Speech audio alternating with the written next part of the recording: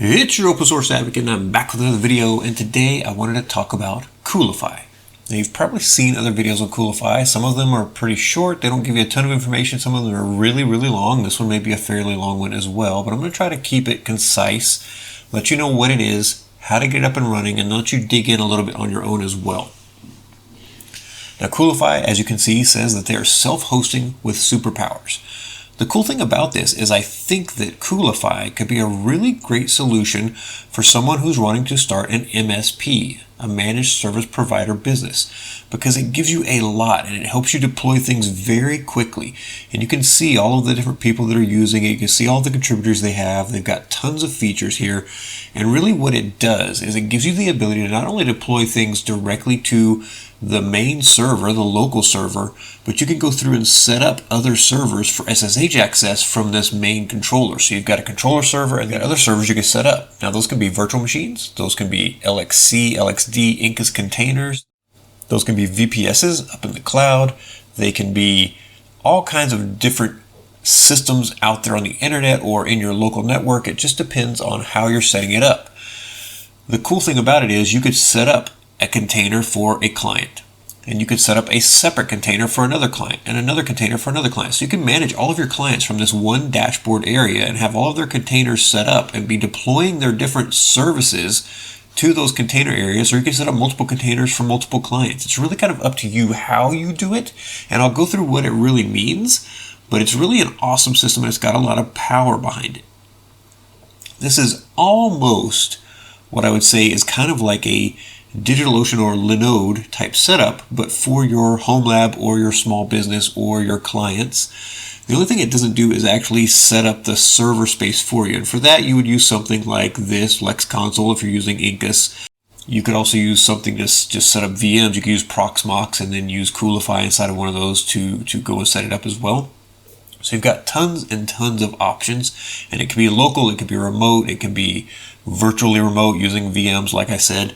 So it's pretty awesome. So I want to talk about what this does and how it functions first, and then I'm going to do the other side of it, which is installing it, because I know you guys kind of prefer it a lot of times when I do this part first and let you decide, is this something I'm interested in?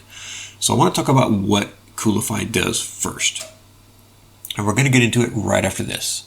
I just want to say thank you so much to all of my supporters over at Patreon. It just means so much to me that you want to support my content every month, that you enjoy the content that I'm putting out, and that you get something out of it. It means a ton, and I love to get a message from you, so feel free to drop me a message on a video I post, or to drop me a message, just, a chat message. It doesn't matter.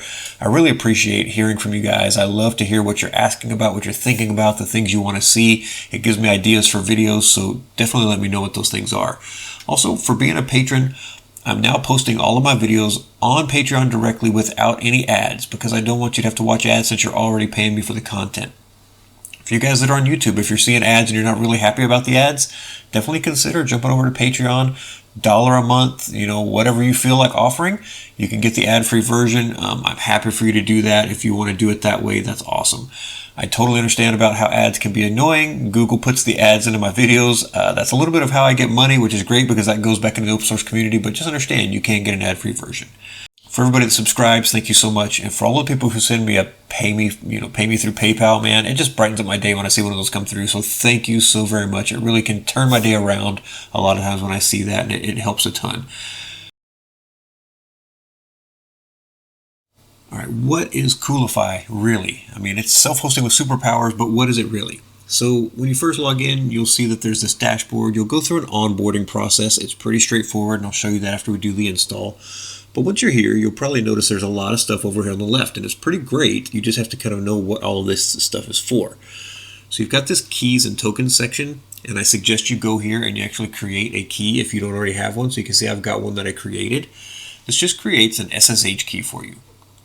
You can jump in here and don't worry about that. You can see it, the private key is hidden on purpose. But I've created this SSH key, and it sets up this public key. So I can go and copy this public key, put it on other servers, and then I can allow Coolify to SSH in there using the public key authentication, and I don't have to have passwords and stuff like that stored, and I can create a different key for every server. I can use the same key. It's kind of up to you how you do it. You can name keys for clients, whatever you want to do, but this is a really important part that it's worth knowing that you should go do this first thing. Just create those keys. You've also got this API token section. I'm not using this yet, but just know that it's there. So once you've got your key created, and you get a localhost key, but you want to create another key here as well for your other machines if you're going to add any. When you've done that, you can come up here to servers, and you'll see we've got localhost already set, but we can also add a server. And this is where you would add a remote server. So you would go in here and give that server a name. The name is not important. It doesn't have to be the host name, but the host name might be useful. A description. Give it the IP address or the actual host name and domain for that server, however you're going to reach it. If you don't reach it on port 22 for SSH, then change this port to whatever you do use. Now the user is going to be set as root. Right now, Coolify works best with a root user. They are working on making it be able to work without a root user, but you have to go in and actually set some root permissions that are pseudo permissions that don't require a pseudo password. So it's really no different than having that root access for the most part.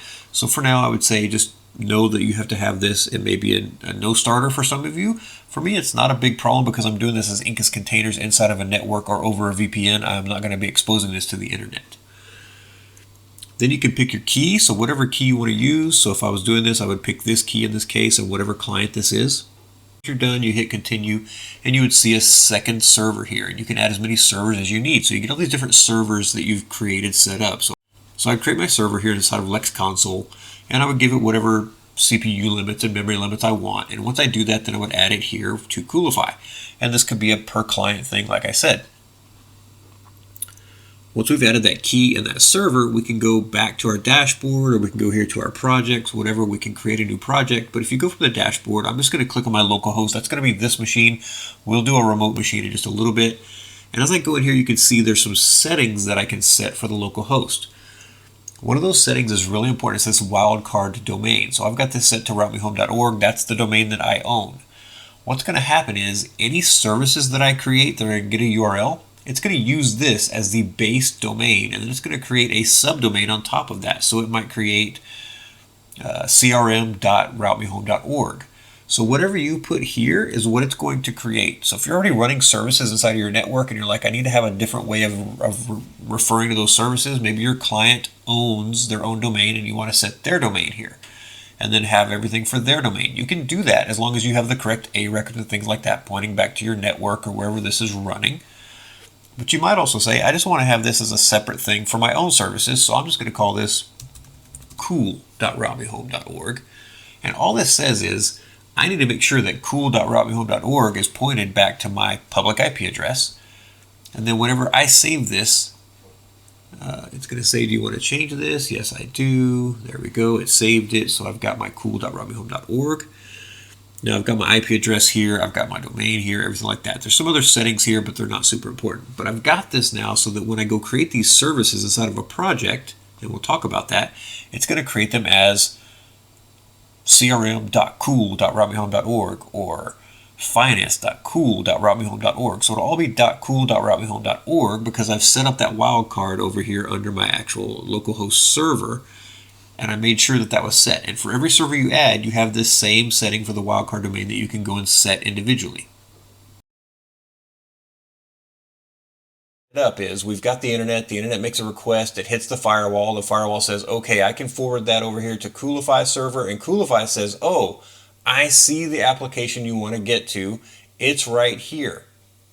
Oh no, it's on this server because you're client 2. Oh, you're client 3 and you need this application. Oh, it's on this server. So it helps you manage these other servers for your clients and push things out to those servers and get applications up and running. Now, the one thing we can do, and what we will do, is I like to use my own reverse proxy, Nginx Proxy Manager. So we're actually going to stick that right here in between these two things. And so as it comes to the firewall, it'll go to Nginx Proxy Manager. Nginx Proxy Manager can help route that traffic to the right places because we'll know where that's at. But we can still use Coolify to manage all of these applications and make sure things are up and running.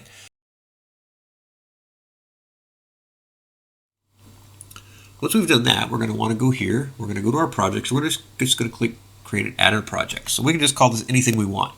We can just call this Home. It doesn't matter. I can call this Bob's Burgers if I want to. It doesn't matter what you call it, it's just a name. So we'll just call it Home. I'm going to click on Continue. I'm going to go here and you can see I've got this production. So this is production. The nice thing about this is you can say, hey, my client wants to have not only a production, but they also want to have a edge environment, which is kind of like for all their beta users to go check out and make sure everything seems like it's working. And then I can go back and I can create one more environment. Let's go back into our project here. Yeah, so we've got our environments. If you click on the home there, it goes back. We're going to click on one more. We're going to call it staging. So this would be kind of like the, hey, I'm going to try to set this up, but I'm not really sure it's going to work. But you can pick any of these different environments now to put things in, and it kind of segregates them. So let's just say I want to put something in production because I already know that it works. I'm going to go in here and I'm going to go to add a new resource. And out of the gate, you can set up Git repositories. You can set up any kind of different repositories you want to, either from GitHub, public repository from GitLab. It's really up to you how you're going to set these up, but this is just one way. You can use a Docker file. So if you go get a Docker file from a GitHub project that you like, you could use that and build it.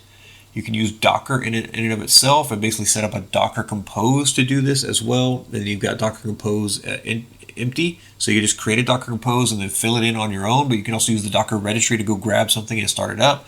So you've got a few different ways there. So starting from here, you've got Git, GitLab, Git, whatever you're running, some kind of repository system. You've got Docker file, Docker Compose, an empty one you can just create and fill in, or you can go with Docker from the Docker registry. After that, they've got kind of these one-click setups. So they've got a PostgreSQL, they've got MySQL, they've got MariaDB, they've got Redis, you've got all of these other different kinds of databases. So a lot of really cool ones, MongoDB, KeyDB. You've got a lot of databases you can just set up with a one-click, okay? Once you get further down, you've got services that also can go along with those databases, or sometimes these services have everything already ready. You don't have to do anything else except select the service. It's really an awesome setup. So here we've got active pieces. This is kind of a flow system that's got some automation built into it. So you build a flow for it to do several different things and be triggered.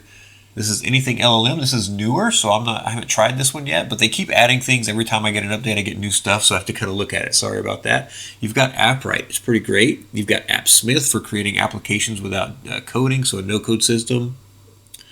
You've got Authentic right here. You've got so many different things. You've got Bookstack. You've got just tons of different applications. I mean, just an insane number of applications that are really kind of a nice thing for you to be able to get up and running and really quickly get things going on this server. And really, these are one-click installs. You've got Nextcloud. I mean, just tons. Look at all of these applications that your clients might be wanting to run. Some of these applications, or these might be a great solution for something they're trying to accomplish, and you have it right here and you can push it out. And if it's not listed here in these one-click applications, you've still got the option to go and set it up with a Docker file or Docker Compose or straight from Git. You can run these things in so many different ways, and it's really an incredible system that we can do a lot with. So let's set one of these things up. Let's do active pieces.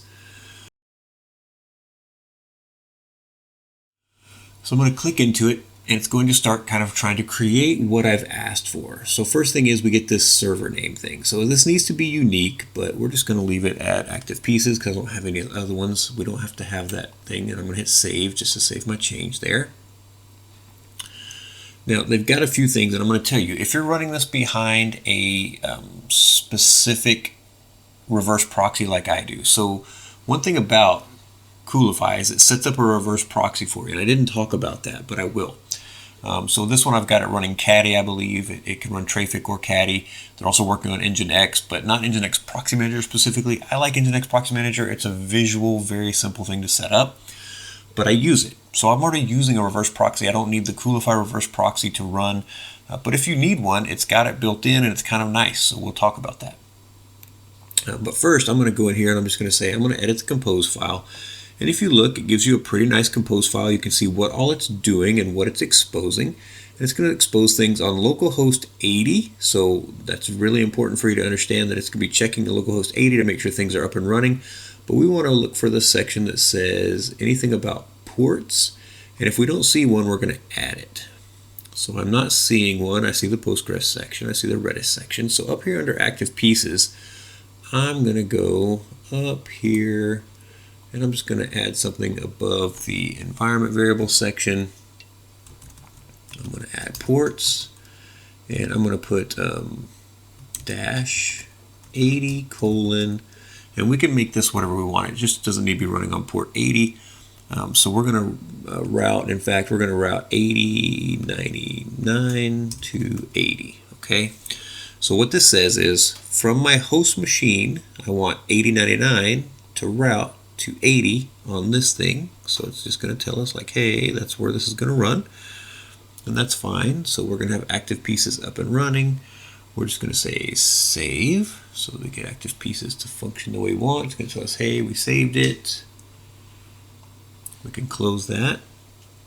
And if we look down here, you'll see that it's got this long thing that it created for our actual URL. We don't want this either. So we can go over here and go to settings, and we can say, you know what, I don't want this long name. I want this to be something I can remember. So I'm going to go to activepieces.cool.routemehome.org. And then we can call this active pieces. And we can hit save. And then we can hit back. Now there's all kinds of things that you can set up over here. You can set the environment variables that you need. You can see the environment variables they've already set, and you can edit those things. Very important. You can check out the storage. So if it's going to have any kind of storage, it's got Postgres and Redis. You can see this. You can see the information about it. You can edit some of that information as well. You've got scheduled tasks. If you want to add in, you can do that. You've got logs, and we'll be able to see those logs here in just a minute when we get things running. You've got webhooks. You've got resource operations, so you can see what's happening there. You've got tags, and then of course you've got the danger zone where you could delete this if you're not wanting to run it anymore. You can stop the system and delete it, and then we can go back to the server stack. And right here you can see all the information we were just editing and everything we were talking about. Now we can give this a description as well if we really want to. This has an ID. There's nothing for us to change here. The Postgres user. This is all set. It's all nice and random, and it gets a nice, really strong user. So that's great. And then you've got this cleanup containers, and you've got this deploy button up here at the upper right. So I'm going to hit deploy. This thing's going to go out and it's going to start trying to pull down everything it needs for active pieces. So you can see it's pulling everything down from Docker Compose, and this just keeps refreshing while it's running. While it's finishing up, we're going to let it finish, and then we're going to go look at it, and we're going to give it just a minute. It should come up and running for us. And what's really great is it gives us statuses as we go. So you can see down here it says that it's creating things. We should see it starting here in just a second. Yes, and whenever this little refresher spinner goes away, we're probably set, and we usually get a little toast message too, but that's okay, maybe I missed it. So if we go look here, you can see that it says running, but it says unhealthy state, and it says this doesn't mean that it's not working, it just means that on the health check it's not coming in as healthy yet. Now that went away, so we've got a running and it says healthy. Now if we have things set up correctly for our URL and our reverse proxy is set up, which it's currently not, we can go here to this links section, and it's going to tell us like, hey, we can go to active pieces. Okay, now it's telling us 8099, so we can go to that, but we know the IP address of this server, so we can just go to that IP address. So we're going to do, and we're going to go to that port 8099 that we set up, and we should get our active pieces server up and running, and there it is. Now we could run through the wizard, we could go set up our reverse proxy to point to this IP address and all the things that we like to do normally. But really, getting this deployed was very easy. We clicked on an application. We made a couple of changes. We made a little change in our compose file just to expose a port. Now you'd have to do that on every one. It's fine. It's not that hard to do. I just showed you how to do it. We can go through it again in a minute. I don't like the big giant ID you give my application, so we changed our application's URL, which was not that hard, and then we hit deploy. We didn't change anything else. We went and looked at a lot of other stuff, but we didn't change anything. So now if we want to see logs, we can check out logs. And we've got this active pieces log, so we can just, click here to basically see the logs. We can hit refresh, and we can see the log output for what's going on. So if you're ever having an issue and you're like, this thing's not coming up and running, and somebody says, hey, can you give me the last few logs? You can go in here and type in 100, hit reload, it'll give you the last few logs, and you can go in and grab that and copy it, or you can even make it full screen so you can see it better, and you can copy those logs and you can share that with somebody to help you with troubleshooting and things like that. So it's got some really great tooling built in, and it's really awesome. And this is the most basic functionality of what Coolify can do. So sources, if you're going to run anything from Git, you'll want to add sources, and it'll be your Git sources. So you're going to basically add those things here, and then you can go in really quickly and actually jump in just where we were a while ago setting up our project and add new things to our projects from our Git sources. You've got these destinations, so again, you can add these destinations. So we've kind of said, hey, you can add servers. You can also create destinations for those servers and go through and make things really simple. Now this S3 storage, you can actually have S3 storage out in AWS, but you can also run your own min.io database from inside of the resources and then use that as an S3 storage bucket for your other applications. So it's kind of cool that you can do that. You might have shared variables that you're wanting to set up and use in different applications and different projects. You can set those up here as well so that it's not something you have to keep setting over and over and over. And that's going to come much more into play when you're running a lot of services or maybe several different services on different servers. Maybe you're running things for different clients, but those variables are the same every single time. You do have the ability to set up some notifications. So they have email, they have Telegram. I'm not a fan of Telegram. Telegram's in a lot of trouble right now, so I'd love to see them switch this out for a matrix option, or something else. Webhooks would be great. They've got Discord. Also not a Discord fan. Please, if you're running an open source project, don't use Discord. It's a miserable experience in my opinion. But email will work. So if you're wanting to get some notifications, you can set up your email stuff as well. We talked about keys and tokens earlier. You've got tags, so you can tag different things basically. You've got a terminal, so you've actually got like an interactive shell as well. So you can say select a server or controller. And when you do that, you can say, okay, I want to go here, or no, there's my active pieces. Oh, there's my Postgres, there's my Redis. You can get to a lot of really cool stuff from this little page, but I can just go right here to localhost, and I'm into my localhost system, and I can just do an ls, and I can see there's my installer, and there's where I ran my upgrade, and there's my Docker information in my data folder that I need. So everything is here and set up. It's pretty awesome. I've got this profile section, so I could go through and fill out my profile, make it better, make it cleaner. Of course, you can add more people. You can set up two-factor authentication. Now, they do have also OAuth. Now, the only part that I'm disappointed in is that they don't yet have something where I could set up my own Authentic or my own Keycloak. They offer Authentic and Keycloak as options inside of the system, but you can do Google, GitLab, GitHub, Bitbucket, and Azure. I really wish, and I hope that they will, and I think it's on their list to do, is I hope they'll add regular OpenID Connect so that we could set up our own either Authentic or Keycloak or some other system for our OAuth, and then you can start setting up your team to have OAuth access and start setting up permissions that way. But really something I'm looking forward to in the future there. Now they have the onboarding. So I've already gone through the onboarding on this one, but we'll go through it on the new system that we set up in just a minute, and I'll show you what it looks like.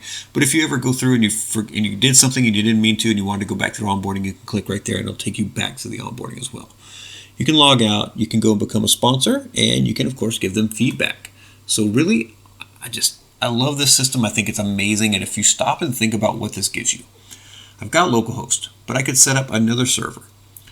I can set up other projects on each of those servers, and this starts to list out all of your projects and all of the things that you're doing on those servers, and you can go in and jump in really quickly and see what you're doing, what's running. You can go in and troubleshoot, you can upgrade things, you can have it do auto updates. It does a ton. So when you think about this as somebody who's running your home lab that's growing like mine has, or somebody who's running a service business like a managed service provider where you're providing services for your clients, this is a powerful, powerful system. It is something that is worth looking into and something that is worth checking out. Now, I know I've gone through this really fast, and I can get into a more detailed video if you guys are interested in that, but I want to show you how to get it installed, and then we'll run through the setup from the beginning so that you can follow along with me. And the first thing you want to do when you're trying to set up Coolify is you need a server to run it on. Now, whether that's a physical server that you have at your house, whether that's a VPS up in the cloud, whether that's a virtual server you're going to create, is up to you. I use Incus containers. Scottabyte put me onto those things. I've loved it ever since. They're super awesome little virtual machines that are just very, very tiny, but super powerful. And I use this software called Lex Console to control those things. So I'm just going to jump into this server here, which already has like 11 containers running, but that's fine. I've got more than that actually on the system, I think. No, I've got just 11.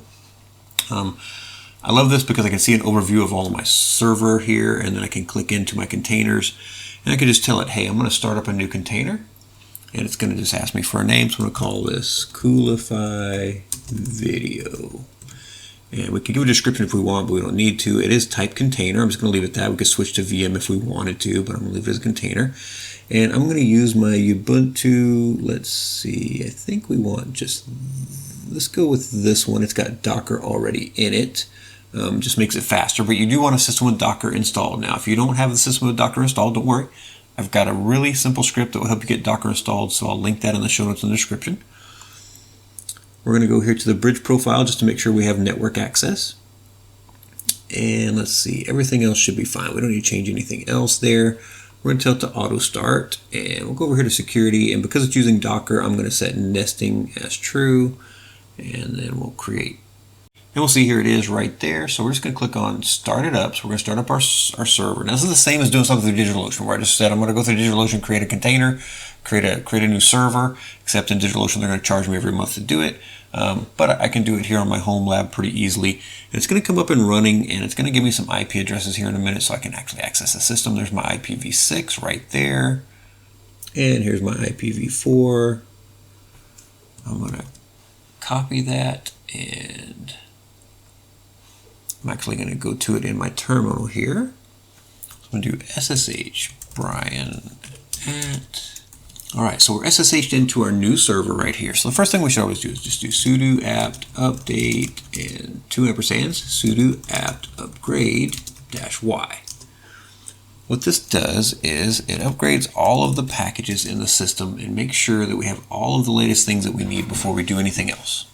All right, update finished. So we're just going to reboot that server, and luckily Inca's containers reboot really fast. So once you've rebooted and you've gotten back into the system, one of the things you're going to want to do is install Docker. And as I said, I've got a really simple one-liner script. So this is just curl-ssl, and it's -s, capital L, and then space https://get.docker.com / and then pipe sh. And what this says is, hey curl, go download the file here, get it for me in memory, basically in temp, and then run the command to actually install Docker for me. So this is all one line that says go do this. Now I've already got Docker installed, but the nice thing is this will install Docker and Docker Compose on your system for you. So you'll have both things that you need already set up. Once you've done that, we're going to be ready to install Coolify. So get that installed, and then we're going to go and get Coolify. And the Coolify command looks very similar. So it's going to say curl, and then go grab this file, install.sh from the coollabs.io Coolify folder, and then run that file once you've got it. So we're just going to hit enter here because I haven't done that on this one yet. It's going to say, cannot create the directory. We don't have permissions. So this is why I say it's expecting root. So we're going to do sudo su. We're going to give it our super user password. And you'll look now and you'll see that now we're working as root. So we're just going to paste that command in again. We're just going to hit enter. It's going to go out and it's going to start trying to get Coolify. It's going to tell us, hey, I've identified your operating system. We've got Docker version. We've got the Coolify version that it's going to get, the helpers, the real time, everything like that. It tells us what it's doing, and it really doesn't take very long. But you can see it's going to pull down some things for Docker for us here. So if you didn't notice, there's a little joke that they printed here at the bottom. It says, 2 SQL tables sit at the bar. A query approaches and asks, can I join you? Boom. All right. Thanks, Coolify guys. That was great. So here you go. It's pretty easy. It's ready to go. Now this is giving a public IP address. We don't want to use that. We want to use our private IP address inside of our network, but it's on port 8000. So it's important for us to remember that it's on port 8000. Now the good thing is we can go back and we can look at what IP address did we get. It's right here. We just copy that, go back into our browser. We're already in our browser. Open up a new tab in our browser, paste that in, and then go 8000 after the colon here.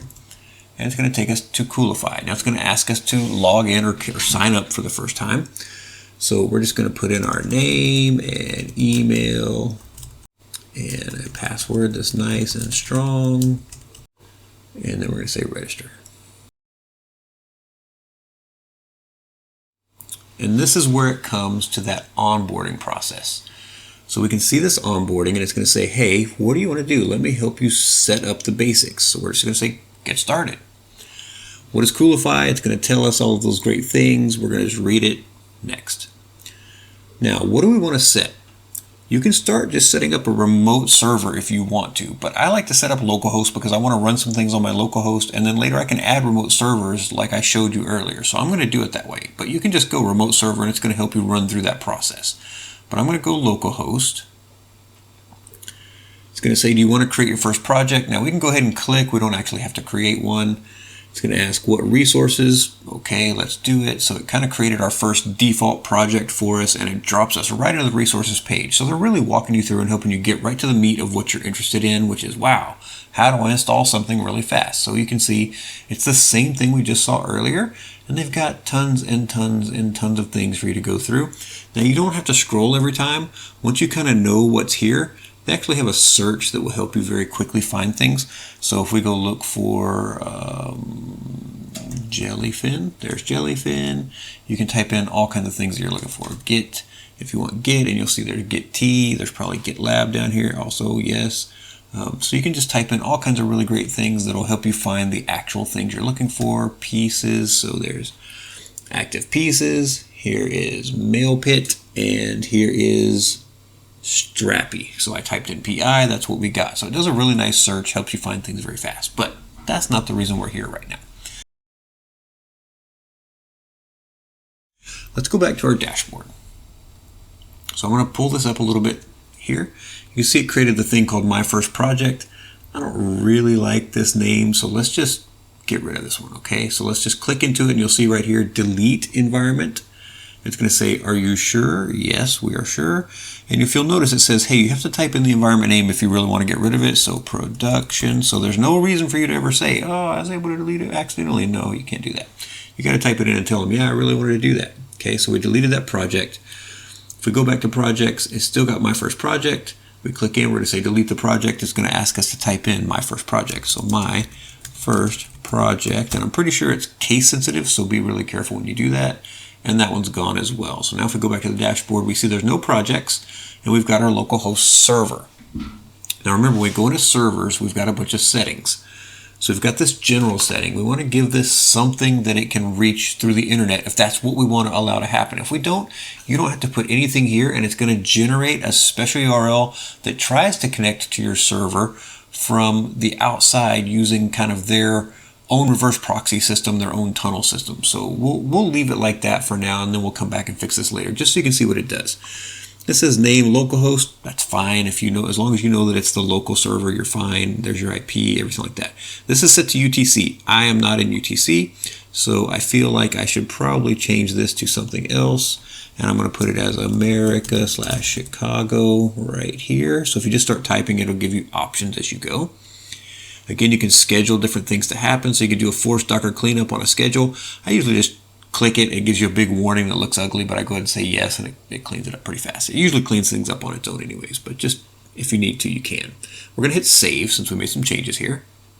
It'll say, are you sure? Yes, we want to save that. So the next thing is your private keys. Remember, I said you need to have private keys. For this one, we can just leave it because it's localhost, but for other servers, we'll want to create private keys. Resources, we haven't set up any resources yet, so you can see the resources later by going into here. We've got the proxy. Now this is a big one. So this one's going to set up traffic by default, but I don't want to use traffic, so I'm going to tell it to stop the proxy. Okay, it's going to stop that proxy, and I'm going to go over here to switch proxy. And sometimes it has a little bit of a weird glitch. We'll just click on proxy again. There we go. So you'll see that now it's got custom, which is none, Trafic, or Caddy. They took away the Nginx in beta, so it must not be working right. But we're going to click on Caddy. We're going to let it set up the Caddy proxy for us. We'll click on proxy again just to refresh it. Apparently it's got a little bit of a screen refresh problem happening right now. I haven't seen this before until now, of course, now that I'm recording a video. Before switching proxies, please read this, and it says default redirect 404. That's fine, we don't need that. But you can see right here, we're going to start typing to see a set a configuration file. And then we can go down here and actually look at the dynamic configurations if we need any. So if you're familiar with Caddy, this should look pretty familiar to you as well. But Caddy should be running. We can also just do a restart. It'll restart the proxy for us. All right, it worked. Even though it said it had an error, everything's running. You can see here's the configuration for our Caddy proxy. Now, for this to function properly, we need to forward our ports on our router for our home lab. So we need to forward them to this machine. It needs to be port 80 and 443 from the outside internet, because basically what's going to happen is the outside internet is going to say, hey, I want to get to blah site, and it needs to go to this machine. This machine then will figure out, oh, that's this service you're trying to get to. So you have to go into your router and change some port forwarding rules in order for that to function correctly. So be aware of that. All right, we're going to go to destinations. So we don't have any destinations set up, and it's okay. And then finally, we can look at our logs. Again, you've got log information. You can kind of look at a log drain, so you can set that up so you can see logs if you need to. It's nothing that we need right now. So we're going to go back to general. We should have everything set up that we need for this server, but I wanted to show you that so you can get it set up pretty easily. Now, when we go down here to settings, there's a little bit more for you to look at. So we've got this configuration, and remember, we've got this set, so we want to change this as well, America/Chicago. I don't know why it sets it to UTC and doesn't change it in the other place. This we left alone for now, so that's okay. This is to get to the actual interface that we're running.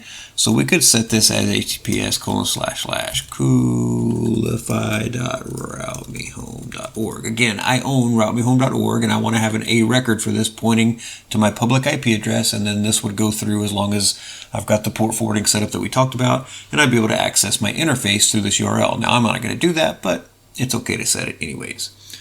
The instance's name, we could call this Coolify Video. It doesn't matter, it's just a name. And then down here it gives you some DNS servers for it to check. If you want to change those, you can, but it's not required. I'm going to hit save just to save our changes there. Now they've got backups, so you can run backups, and it's a good idea to run backups in a pretty regular cadence, but you need to add a database and do some things for that to work. Transactional emails, so you can set a from name, you can set a from address, and then you can go down here and set up your SMTP server information. Now this I do recommend that you do. In my case, I use purelymail, so I would set up smtp.purelymail.com. It's port 587, and the encryption is start TLS, I think is going to work. We can look, let's see, it's got a little I button, so you should look at it. SSL or TLS. So if we don't set it to TLS, it's going to use SSL. So let's just set TLS. SMTP username. So I could set whatever I want. I can add an email address called coolify.fixitdelrio.com and then give it a really long password here. And then whatever the timeout is for it to fail, if we want to set that, we can.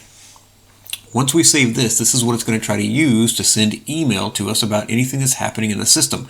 If a service goes down, if anything else that we want to get notified about, this is how it's going to send it. So you want to make sure you set this up correctly for whatever your email provider is. Now this is not correct because I don't have this email address set up and I don't have that password set up for it, but you understand what I'm saying. All right, now I talked about OAuth earlier. If you want to set up OAuth, you can definitely do that. They've got a few different OAuth providers, but it's nothing where we can set up our own OAuth provider yet. That takes care of settings. In here they also have teams. It can be worthwhile to set up teams and set your servers on different teams so that your team members can access certain servers, or maybe they can't access certain servers. It depends on if they're in charge of taking care of all of your clients or just a couple of your clients. But you go through to set up teams as well in here and then add which members of the teams there should be. So I'm the only person on here for now, but if I had multiple people, I could set those people on different teams and some not on teams. And then we, of course, have the admin view so we can search for users and take actions on those users once we have more users on here. Okay, I want to take you through adding a remote server to this Coolify system. So first we need to go and create an actual remote server to set it up on. So let's go back over here and we'll actually pick a different physical server and we'll just go through creating one here. Now I'm starting this as a completely blank container. It has nothing set up on it yet except the bridge profile.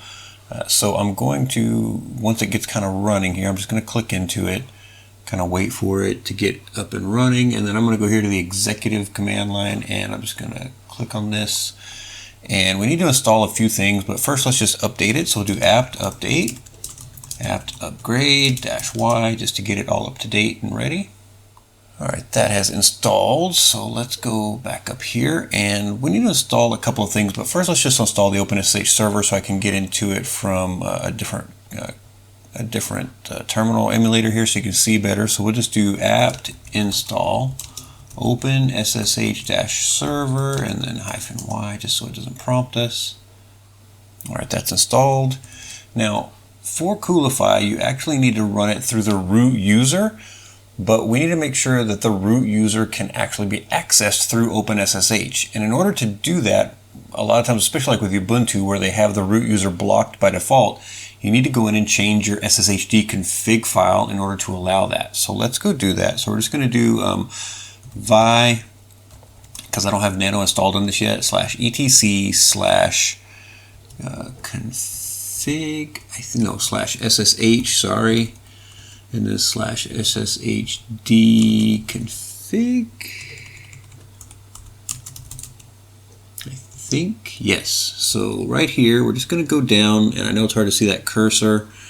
Let me scroll this a little bit. So we're going to go here to this line that says permit root login. So if you can see this one right here, this is the line that we want to adjust. And right now it says just prohibit password. So we're just going to do a I for insert mode, and we'll get rid of this, and we're just going to put in yes so that we can actually allow root login. And then we're going to take out this hashtag in the front so that we can actually get that going. And the other change we want to make is right here where it says public key authentication. So we'll just go in and take out this hashtag. So again, we'll go into insert mode and we'll just remove that. So I just press the I key to go into insert mode. Then I'm going to press escape to get out of insert mode. And then to save our changes in VI, we're going to do :W. And then we're just going to quit out of this with Q. So :WQ will save the changes and quit out.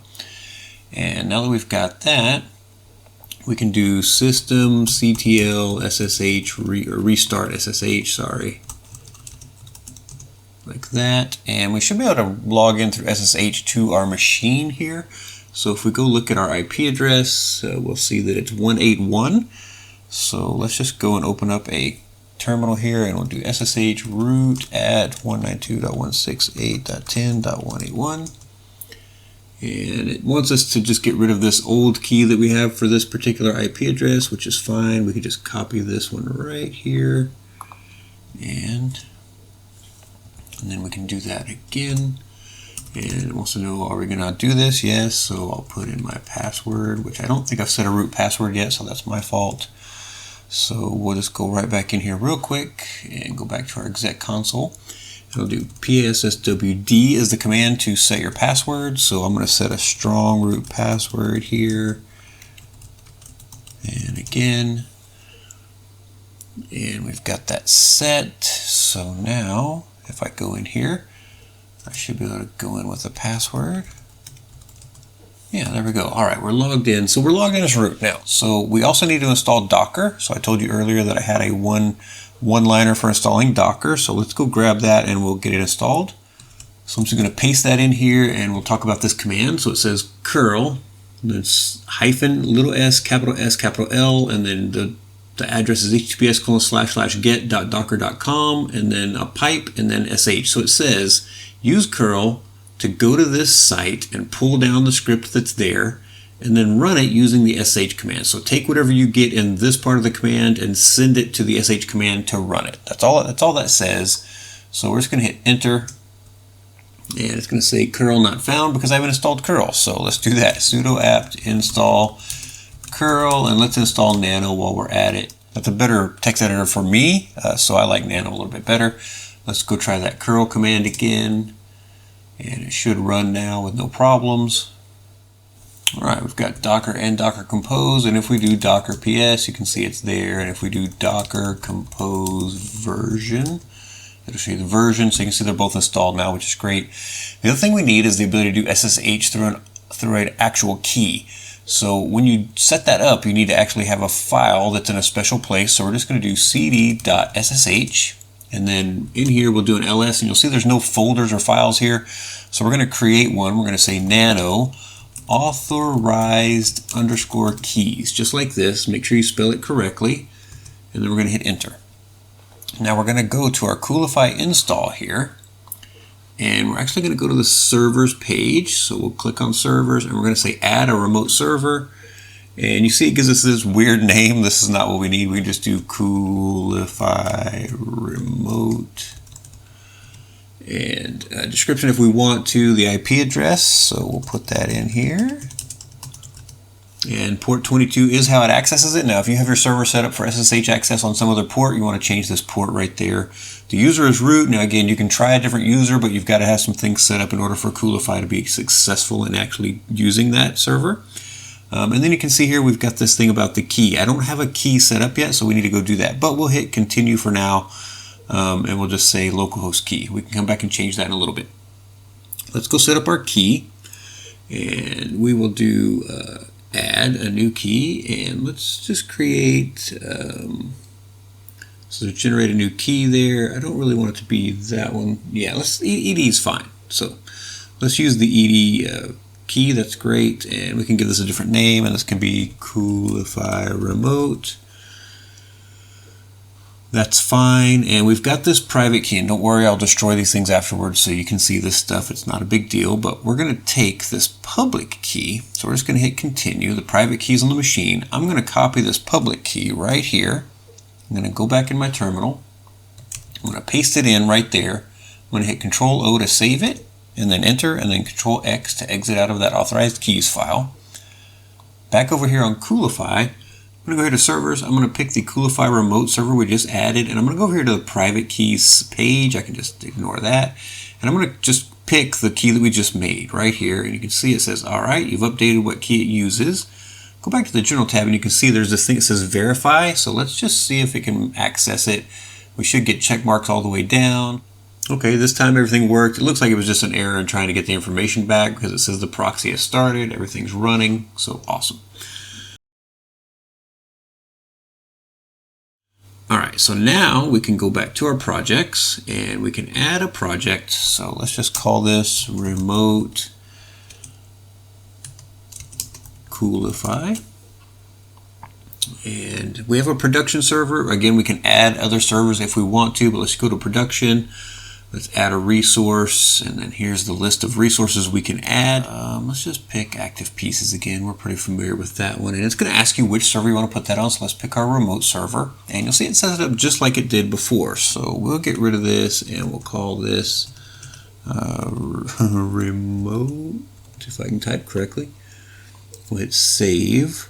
You can see here that it's actually setting up its own reverse proxy system. So if I click here, you can see that it's got this thing called I/O.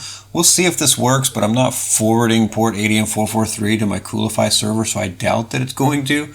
But we can let it try. But that's okay. We don't have to have this one set up. So it's going to be looking at port 80 to do its checks. So let's just forward a port for this. So again, we just come here and we can actually go below the image line, and we'll do ports, colon, and then dash, and let's just do 8100 to 80, and we can save that change, and it'll tell us that it's saved, and we should be ready to deploy. So this is going to actually deploy this on that remote server. So it's going to reach out and it's going to start trying to deploy this on the remote server. It's going to start pulling down all of the things that it needs, and then we're going to point at that remote server's IP address and port 8100 to get to this active pieces installation that we're setting up on that remote server. And again, we get this little warning until it gets the healthy status. We'll give it just a second to see if it clears. And it cleared, so it looks like everything's good there. So let's go out to that IP address. And we'll go to 8100. And here we are, active pieces. It's ready for us to get started. So we've successfully set up a Coolify server that's our controller server, and we can install things there on the local host, but we've also set up a remote server and then added it to the Coolify system so that now we can use the Coolify system to set things up on that remote server. And you can just rinse and repeat this for as many servers as you want, so that when you go back in here and you go to your dashboard, anything you have set up on localhost is going to show, anything you set up on the remote servers is going to show, but you're also going to have all these different projects that you can go in and look through the projects and see what you've got going on. And you can use this to manage all of your home lab services, all of your services through wherever you're running things, whether it's here on your home lab or out on the internet.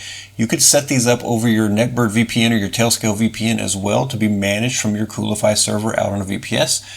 Same kind of really great concepts that we've got going on right here. And if you're running this as a managed service provider, you've got this ability now to set up these different servers for your clients to have their things separated, but at the same time have a nice centralized management platform for setting up these services for them.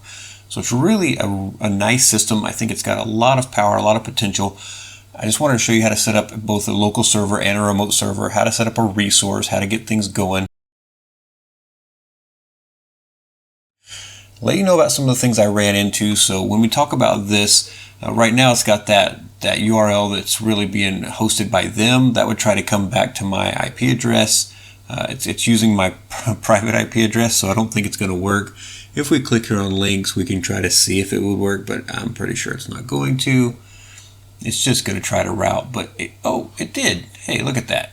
Okay, I have been absolutely corrected. So they gave me an address that I could probably get to from the outside world in order to get to this as well. Pretty impressive. And they're just using this to let me get to these services. Now, is this an address that I want to keep?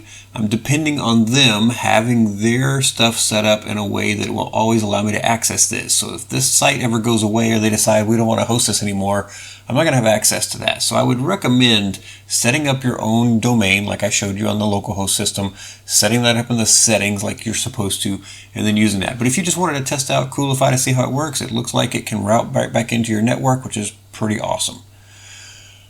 I know this is a lot to take in and a lot to understand, but I hope it helps you understand a little bit about what you can do with something like Coolify and a little bit about what you can kind of accomplish with it. I'm sure you're going to have questions. If you'd like a follow-up where I do a little bit more in-depth, let me know and I'll be happy to do that. But I think you're going to really like this. It's a really, really awesome system. I hope you enjoyed this. If you did, like, subscribe, tell your friends about it so they can come along in the open source journey with us, and I'll talk to you next time.